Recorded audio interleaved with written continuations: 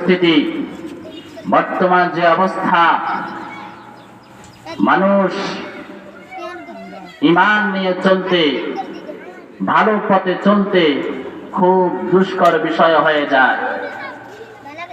আল্লাহ তাআলা আমাদেরকে সমস্ত ফিতনা ফাসাদ থেকে রেহাই দিয়ে একটা সুন্দর পরিবেশে কোরআন সুন্নাহর মজলিস করার সুযোগ করে দিয়েছেন। এটা আল্লাহ রাব্বুল আলামিন অনেক বড় দয়া।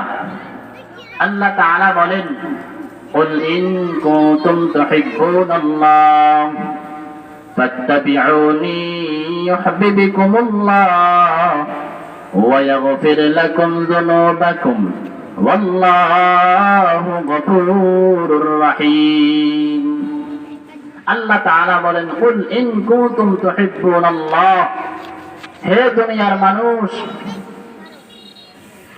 যদি তোমরা আমি আল্লাহকে মুহাব্বত